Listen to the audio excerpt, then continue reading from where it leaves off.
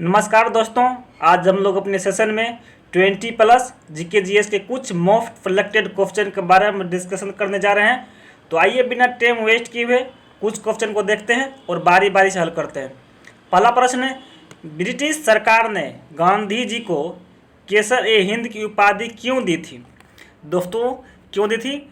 तो इसका ऑप्शन ले लीजिए। पहला ऑप्शन है दक्षिण अफ्रीका में अंग्रेजों के सहयोग के लिए। दूसरा ऑप्शन है प्रथम विश्व युद्ध के समय ब्रिटिशों की सहायता देने के लिए। तीसरा ऑप्शन है गांधी जी के सत्य और अहिंसा का पालन करने के लिए। और चौथा इनमें से सभी।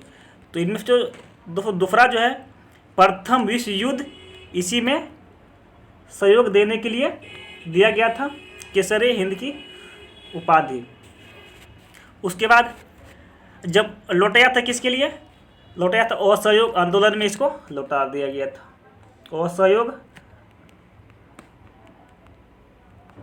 आंदोलन में इसको लौटा दिया गया था। अब दोस्तों को अब इसकी बात की जाए, उस समय के गवर्नर कौन थे? तो जेम्स फोर्ड का कार्यकाल देखा जाए तो 1916 से लेकर 1921 के बीच इसका कार्यकाल रहा। और उसके कार्यकाल में प्रमुख घटना हुआ था 1916 में कांग्रेस का एकीकरण हुआ था। और 1916 में ही पुनः महिला विश्वविद्यालय की स्थापना हुई थी। फेडरल आयोग की 1917 में हुई थी। और 1919 में रोलेक्ट एक्ट पारित हुआ। और उसके बाद 13 अप्रैल 1919 में जालियांवाला बाग हत्याकांड हुआ था। तो इस प्रकार हम लोग का आंसर क्या हो गया? बी हो गया। आगे बढ़ते हैं। अगला प्रश्न है, बंगाल में किस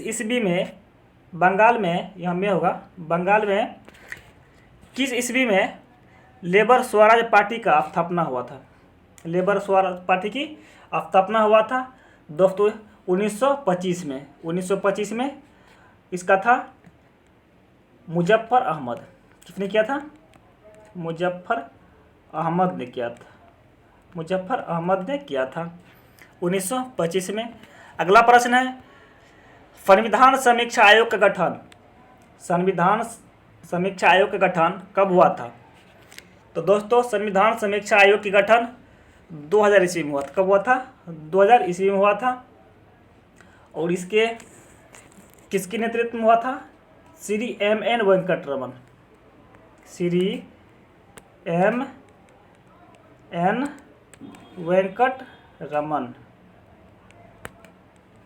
रमन के समय में हुआ था।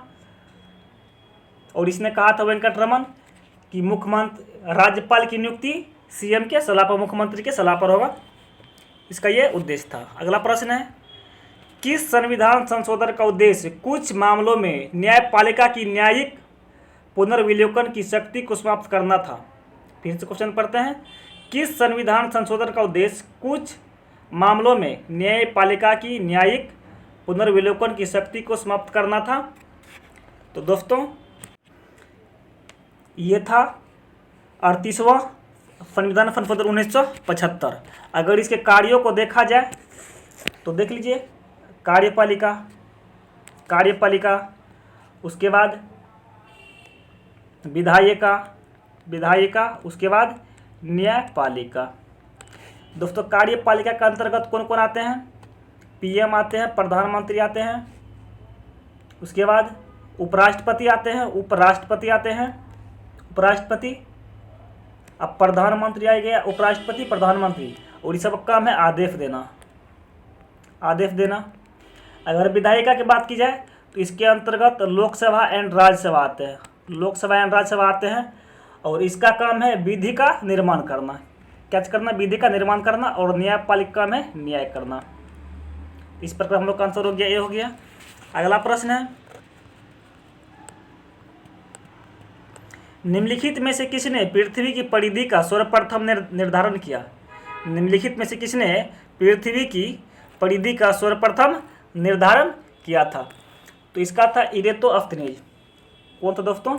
इरेटोस्थनीज। इसका क्या किया था? सर्वप्रथम पृथ्वी की परिधि का आकलन किया था।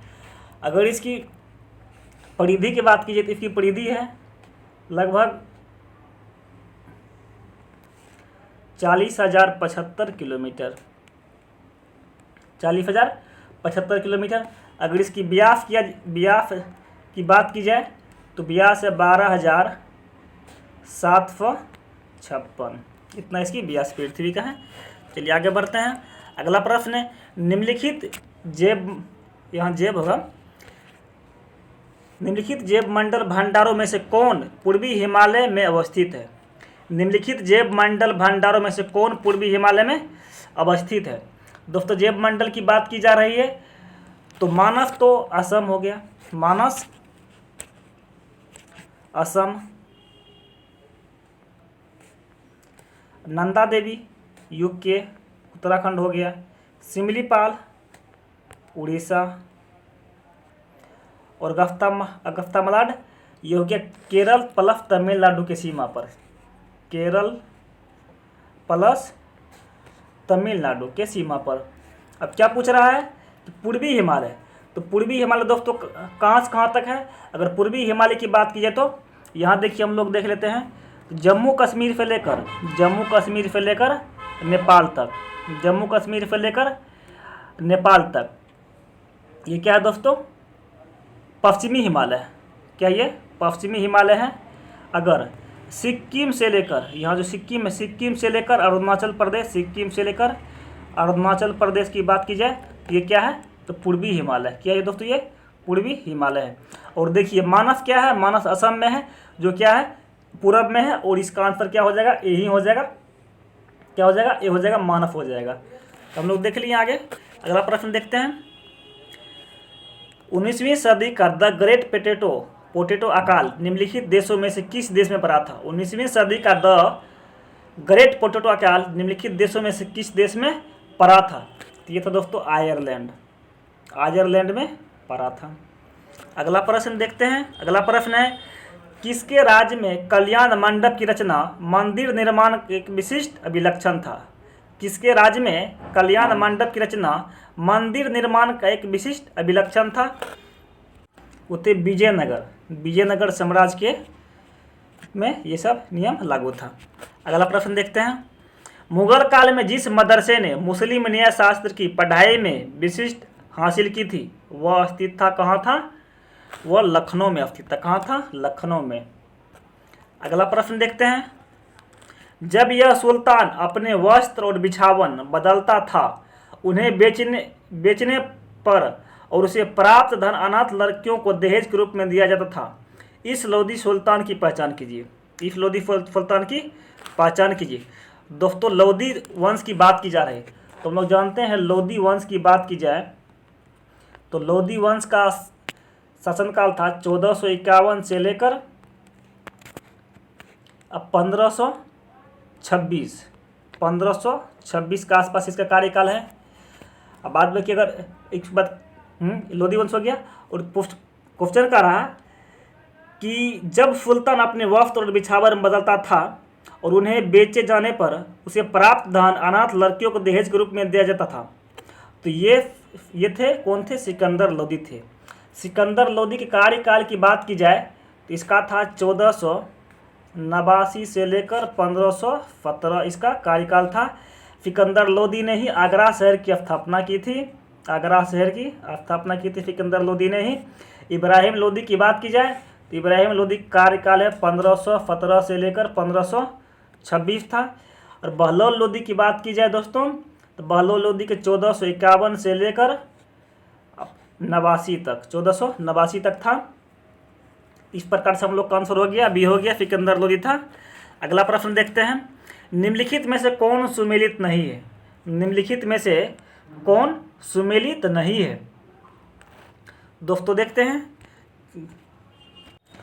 ब्लैकबक राष्ट्रीय उद्यान, ब्लैकबक राष्ट्रीय उद्यान और ये संगम है, ये नदियों क्या दोस्तों? ये संगम है।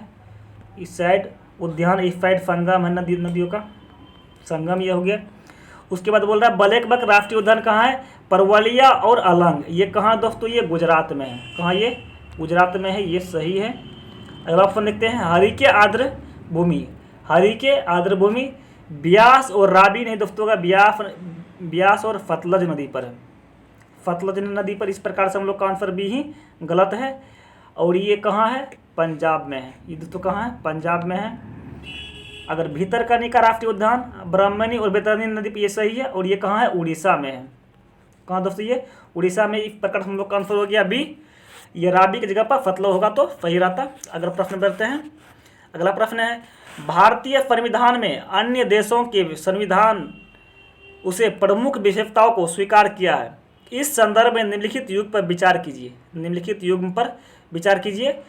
कौन से देश से कौन सा चीज़ लिया गया है? आगे देखते हैं। राष्ट्रपति पर महाभियोग। राष्ट्रपति पर महाभियोग दोस्तों यूएसए से लिया गया है। यूएसए से लिया गया है। उसके बाद बोलता है आपातकाल में मौलिक अधिकारों का स्थगन। आपातकाल में मौलिक अधिकारों का स्थगन, तो ये दोस्तों जर्मनी से लिया गया। कहाँ से? ये जर्मनी से लिया गया है। तीसरा है एकल नागरिकता। एकल नागरिकता दोस्तों ब्रिटेन से लिया गया है। और संसद के दोनों सदनों की संयुक्त बैठक ये ऑस्ट्रेलिया से लिया गया है। तो हम लोग का मिलान हो गया है। चलिए आगे बढ़ते हैं। अगला प्रश्न है, निम्नलिखित में से कौन राष्ट्रपति के प्रसाद पर्यंत अपना पद धारण करता है? निम्नलिखित में से कौन राष्ट्रपति के प्रसाद पर्यंत अपना पद धारण करता है? तो ये दोस्तों हो जाएगा भारत के महान्यायवादी। कौन है? भारत के महान्यायवादी। चलिए आगे बढ़ते हैं। अगला प्रश्न है, निम्नलिखित में से कौन सी लिपियां अशोक के अभिलेखों में प्रयुक्त हुई थी? निम्नलिखित में से कौन सी लिपियां अशोक के अभिलेखों में प्रयुक्त हुई थी? ये थी दोस्तों ब्रह्मी, खगोष्ठी और अरामाइक। जो कहाँ से लिए हैं? भारत, पाकिस्तान और अफगानिस्तान से लिए गए हैं। भारत, पाकिस्तान और अफगानिस्तान से लिए गए हैं। अफगानिस्तान में मिले हैं और वहीं से खोजे गए हैं। अगला प्रश्न देखते हैं। भारत के इतिहास का पहला सुव्यवस्थित इतिहास निम्नलिखित में से किस विद्वान ने तैयार किया था? भारत के इतिहास का पहला सुव्यवस्थित इतिहास निम्नलिखित में से किस विद्वान ने तैयार किया था? दोस्तों ये तैयार करने वाले थे विसेंट आर्थर स्मिथ। कब किया दोस्तों? ये 1904 ईस्वी में। 1904 ईस्वी में किया था। इसकी बुक लिखी थी early history in India. Early history in India किया था। अगला प्रश्न है, प्राचीन भारत में निम्नलिखित में से कौन सा बंदरगाह कोरोमंडल तट पर स्थित है? प्राचीन भारत में निम्नलिखित में से कौन सा बंदरगाह कोरोमंडल तट पर स्थित है? अगर सोपेरा की बात की जाए तो सोपेरा दोस्तों महाराष्ट्र में है। सोपेरा कहाँ है? महाराष्ट्र में, MH महाराष्ट्र। अरिकामेडु की बात की जाए तो अरिकामेडु तमिलनाडु है। कहाँ है? तमिलनाडु। यही कोरोमंडल तट पर है। इस प्रकार से हम लोग का आंसर क्या हो जाएगा? बी हो जाएगा। अगर मुजरिस की बात की जाए तो मुजरिस केरल है। मुजरिस केरल है। अगर ताम्र लिपि की बात की जाए तो ये बंगाल है। इस प्रकार से हम लोग का आंसर हो गया, बी हो गया, अरिकामेडु हो गया। अगला प्रश्न है, निम्नलिखित नदियों में से किसका उद्गम भारत में नहीं है? सतलज, रावी, चेनाब, ब्यास। दोस्तों सतलज नदी जो है इसका उद्गम स्थान भारत में नहीं है। इसका उद्गम स्थल क्या है? तिब्बत है। ये तिब्बत, चीन के तिब्बत है। और तिब्बत के ऊपरी है पास से निकले हैं वो सिंधु नदी है। क्या है? सिंधु नदी है जो पश्चिम को ओर गई है। और इसके जस्ट नीचे से निकले हैं सतलज नदी। सतलज नदी ये भी अरब खाड़ी में जाकर गिर जाती है। उसके बाद पूरब की ओर निकली है ब्रह्मपुत्र नदी। ब्रह्मपुत्र नदी निकली है। इस प्रकार से हम लोग का आंसर हो गया, सतलज हो गया। अगला प्रश्न को देखते हैं, राष्ट्रीय राजमार्ग विकास के उत्तर दक्षिण तथा पूर्व पश्चिम गलियारे मिलते हैं। कहाँ मिलते हैं दोस्तों? ये झांसी में मिलते हैं। कहाँ मिलते हैं? ये यूपी के झांसी में मिलते हैं। तो हम लोग देखते हैं बारी बारी से। अगर दोस्तों उत्तर दक्षिण गलियारा की बात की जाए, उत्तर दक्षिण गलियारा की बात की जाए तो ये जोड़ती है NH-44 को, जिसकी लंबाई कितनी है? 3545 किलोमीटर के आसपास इसकी लंबाई है। चलिए आगे बढ़ते हैं। अगला प्रश्न है, किस देश में उसके भौगोलिक क्षेत्र का उच्चतम प्रतिशत वन स्थित है? किस देश में उसके भौगोलिक क्षेत्र का उच्चतम प्रतिशत वन है, तो ये दोस्तों जापान है। कौन सा ये जापान है। जापान लगभग कितने परसेंट पे घिरा हुआ है, लगभग ये 68% यहाँ वन है। अगर इंडोनेशिया की बात की जाए तो इंडोनेशिया 50%, भारत की बात की जाए तो भारत 22% के आसपास लगभग, और चीन की बात की जाए तो चीन 23%। इस प्रकार से हम लोग का आंसर हो गया, क्या हो गया, डी हो गया, जापान हो गया। आगे बढ़ते हैं। निम्नलिखित में से किसने जहांगीर के विरुद्ध विद्रोह किया था। निम्नलिखित में से किसने जहांगीर के विरुद्ध विद्रोह किया था, तो ये देखते हैं। ऑप्शन लेते हैं, आरिफ खान, खुर्रम खान, महाबत खान और खुसरो खान। दोस्तों आरिफ खान नहीं थे, बाद बाकी ये सभी थे।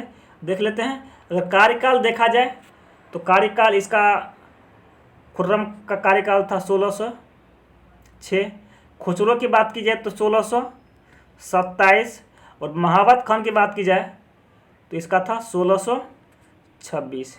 ये सब विद्रोह में भाग लिए थे, और ये आरिफ खान ये भाग नहीं लिए थे। इस प्रकार से हम लोग को हो जाएगा 2, 3 और 4, तो 2, 3 और 4 ऑप्शन नंबर डी हो जाएगा। अगला प्रश्न है, फेडेकोर का संबंध है। फेडेकोर का संबंध है पानी के निर्जलीकरण के विरुद्ध आंदोलन से। दोस्तों किससे है, तो पानी के निर्जलीकरण के विरुद्ध आंदोलन से। इस प्रकार से हम लोग का आंसर क्या हो गया, सी हो गया। अगला प्रश्न देखते हैं, गांधीवादी अर्थव्यवस्था किस पर निर्भर है। गांधीवादी अर्थव्यवस्था किस पर निर्भर है, ये दोस्तों न्याय पर स्थित, किस पर, ये न्याय पर ये आधारित है। अगला प्रश्न है, मानसिक रूप से विकलांग हेतु राष्ट्रीय संस्थान निम्नलिखित में से कहाँ स्थित है। निम्नलिखित में से कहाँ स्थित है, ये दोस्तों हैदराबाद में स्थित। कहाँ, ये हैदराबाद में स्थित है। और इसका उद्घाटन कब हुआ था, ये कब बने, 1984 में बनाया गया था। इस प्रकार आज हम लोग अपने सेशन में 20+ क्वेश्चन का डिस्कशन किए हैं, जो आने वाला आगामी एग्जाम के लिए बहुत लाभकारी सिद्ध होंगे। तो अगर आप लोग को मेरा पढ़ाना ठीक लगा तो चैनल को लाइक सब्सक्राइब जरूर करें। Thank you very much, have a nice day.